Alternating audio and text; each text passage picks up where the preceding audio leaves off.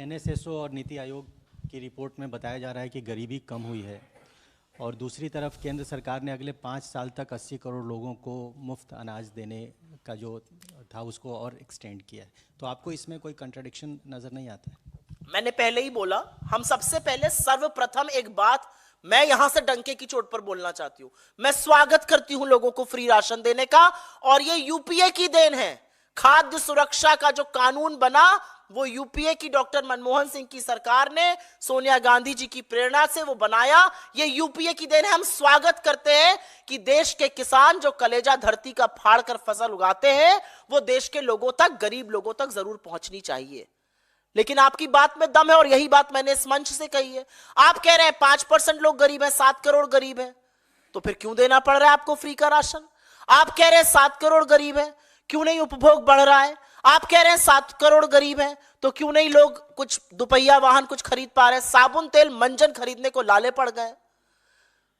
तो मेरा अपना मानना है कि सरकार जब आंकड़ों की हेराफेरी करती है तो कहीं यह भूल जाती है कि आंकड़ों का ही एक सच होता है, और वो सच इतना भयावह, इतना भयानक है कि वो कहता है कि सबसे अमीर लोग शहर में 10 गुना सबसे गरीब लोग से खर्चा करते हैं और गांवों में 8 गुना खर्चा करते हैं। 46 रुपए रोज पर, जिसमें रोटी, जिसमें कपड़ा, जिसमें पढ़ाई, जिसमें दवाई, जिसमें आवागमन सब है, 46 रुपए मात्र रोज पर 5% इस देश की आबादी गुजर करने को मजबूर है। तो ये आंकड़े तो आप ही के हैं। किस बात का डंका पीट रहे हैं आप अगर 46 रुपए पर लोगों को अपना जीवन गुजर बसर करना पड़ रहा है रोजाना?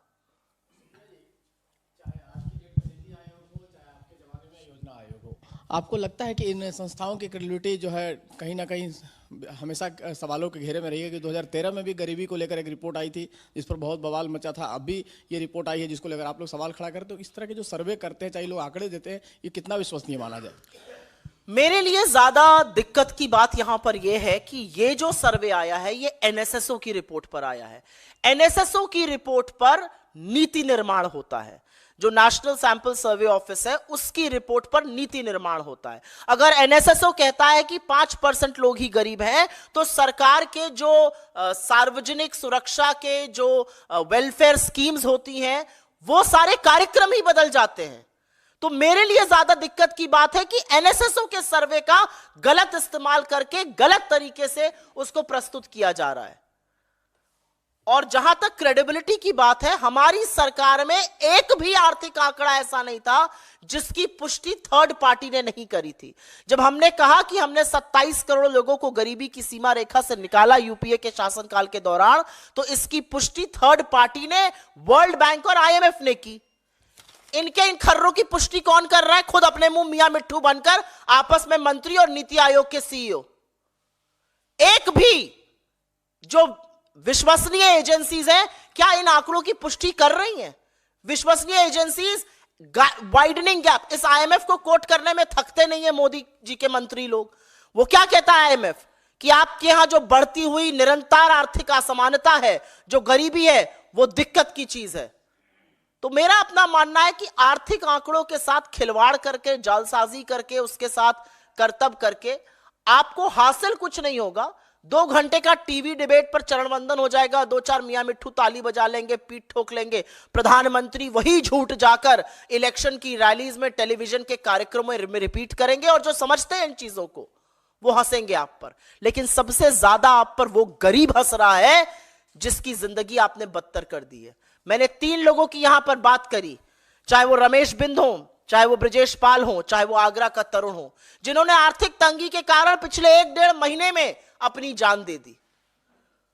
आपके ऊपर हंस नहीं रहे हैं वो लोग जो कि अपनी आत्महत्या कर रहे हैं। आज 1 घंटे में 2 किसान आत्महत्या करता है, रोजाना 40 नौजवान आत्महत्या कर रहे हैं बेरोजगारी के चलते। 2022 में यह सरकार का आंकड़ा है, 7,000 लोगों ने खुदकुशी कर ली। ये लोग आपके ऊपर हंस नहीं रहे हैं। विडंबना है कि ये लोग मजबूर हैं आत्महत्या करने को, और आप चकाचौंध को दिखाने में अपनी पीठ ठोकने से बाज नहीं आ रहे हैं। अगर इस पर कोई और सवाल हो पहले तो वो ले लेंगे, उसके बाद आपके बाकी सवाल। जी, हेलो, कैम्ब्रिज से दो इम्पोर्टेंट लेक्चर उन्हें वहाँ देने हैं। जनरल इलेक्शन से पहले क्या विषय वस्तु होगा जिस पर राहुल जी वहाँ व्याख्यान देंगे? दूसरा सवाल यह है कि सीपीआई-एम के विनय विश्वान ने सवाल उठाया है कि राहुल जी को हिंदी हार्टलैंड से चुनाव लड़ना चाहिए, केरला के वायनाड से नहीं, जहाँ के 20 सीटों में से एक भी भाजपा जीत नहीं सकती है, वहाँ राहुल गांधी क्यों चुनाव लड़ने आ रहे हैं? सबसे पहले मैं आपने कैम्ब्रिज पर सवाल पूछा, उसका जरूर जवाब दूंगी। कैम्ब्रिज यूनिवर्सिटी विश्व के सबसे ख्याति प्राप्त संस्थानों में से एक है। It is one of the oldest educational and one of the most prestigious educational institution in the world. वहां से आइंस्टाइन या नेहरू नहीं, खुद राहुल गांधी जी भी पढ़े हैं। हमारे लिए बड़े फक्र की बात है कि हमारे नेता को वहां पर लेक्चर देने के लिए कैम्ब्रिज यूनिवर्सिटी आमंत्रित करती है। उनके साथ उनका सालाना अनुबंध है और वो हर साल जाकर वहां पर लेक्चर देते हैं। हमारे लिए बहुत गर्व की बात है कि हमारे नेता ऐसे प्रेस्टिजियस यूनिवर्सिटी पर जाकर छात्रों से listening in the 21st century, जैसे उन्होंने पिछली बात करी थी, देश और दुनिया की परिस्थिति पर चर्चा करने की कुवत रखते हैं और ऐसी प्रेस्टिजियस यूनिवर्सिटी उनको बुलाती है। 8 महीने पहले ही यह तय हो गया था कि उनको इन 2 दिनों वहां रहना होगा। अब बात आई आपके सवाल की वायनाड पर। राहुल गांधी जी एक ऐसे शख्स हैं जो विंध्याचल की पर्वतों के दक्षिण और उत्तर कहीं भी चुनाव लड़कर जीत सकते हैं। ऐसी हिम्मत एक बार इस देश का प्रधानमंत्री भी करके दिखाया। जी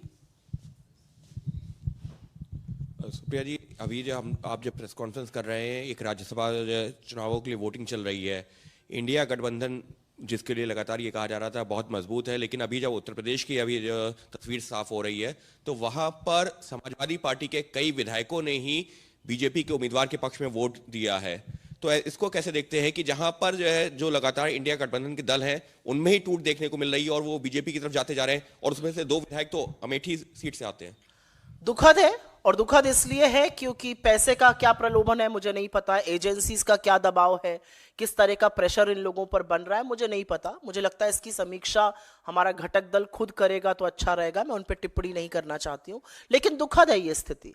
अगर आप इस सरकार के खिलाफ लड़ेंगे तो आप पर हर तरह का दबाव बनाया जाएगा, और वो सार्वजनिक रूप से दबाव आप लोगों को मुझसे ज्यादा पता है, उसका मैं उल्लेख बार बार नहीं करूंगी।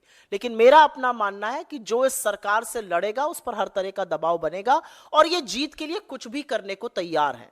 इतना डंका लोकतंत्र का मोदी जी ने दुनिया में पिटवा दिया कि अनिल मसीह का मसीहा बन के खड़े थे। 36 वोटों में धांधली कैमरे पर पकड़ी गई, सुप्रीम कोर्ट को बोलना पड़ा। मुंह पर कालिक पुती है इस देश के लोकतंत्र की, जो बीजेपी ने करके दिखाया है चंडीगढ़ पर। मुंह पर कालिक पुती है इस देश के लोकतंत्र और इस देश की चुनी हुई सरकार पर, जब इलेक्टोरल बॉन्ड को बंद किया सुप्रीम कोर्ट ने। यह असलियत है।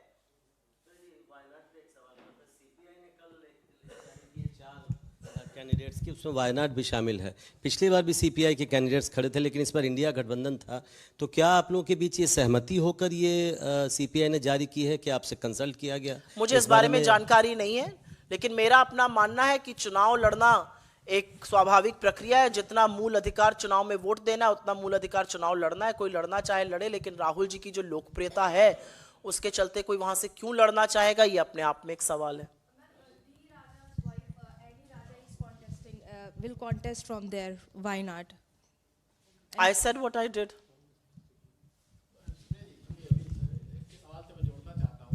कि जिस तरह से 3 विधायक आपके अमेठी और रायबरेली के सपा के चले गए हैं, बीजेपी को वोट दे रहे हैं, क्रॉस वोटिंग कर रहे हैं, तो ऐसे में आपको लगता है कि कांग्रेस के लिए चुनौती है रायबरेली और अमेठी सीट पे इस बार चुनाव लड़ना? क्योंकि 3 पहले सपा का समर्थन आपको मिलता रहा है अक्सर, इसलिए कह रहा हूँ। बिल्कुल भी चुनौती नहीं है। अभी मैं 8 दिन के बाद भारत जोड़ो न्याय यात्रा से लौटी हूं, जो उत्तर प्रदेश में चंदौली से शुरू हुई, वाराणसी प्रयागराज होते हुए जब हम प्रतापगढ़, रायबरेली और अमेठी, लखनऊ, कानपुर और उसके बाद पश्चिम में मुरादाबाद, संभल, बाकी जगह होते हुए अलीगढ़, आगरा, बुलंदशहर गए, तो वहां पर जो हमने जमीनी हकीकत देखी, जो लोगों के मताधिकार के चुने हुए लोग अगर अपने वोटर के मताधिकार के साथ खिलवाड़ करेंगे तो वोटर उनको जरूर सबक सिखाएगा। वोटर ने मन बना लिया है।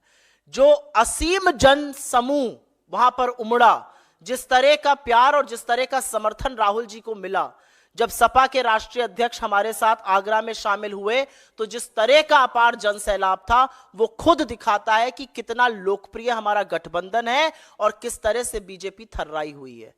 चुने हुए प्रतिनिधि अंततोगत्वा अपने वोटर के पास ही जाएंगे और ये वोटर उनको सबक सिखाएगा। कोई और सवाल? बहुत धन्यवाद आपका, लेकिन इस बात को जरूर उजागर करिए। सोच लीजिए वो 46 रुपए जो शायद आप टिप में भी देखते हुए आपको झिझक लगती है, आज की तारीख में अगर कहीं खाना खाने जाओ और टिप में 200-250 रुपए से कम दो तो झिझक होती है। 46 रुपए में एक व्यक्ति रोटी, कपड़ा, पढ़ाई और दवाई सब कुछ पर गुजर बसर करने को मजबूर है। तो जो इंडिया शाइनिंग था वो इंडिया शाइनिंग फिर हो रहा है और इसका वही हाल होगा जो 2004 में हुआ था। बहुत धन्यवाद आपका। न्याय का हक मिलने तक।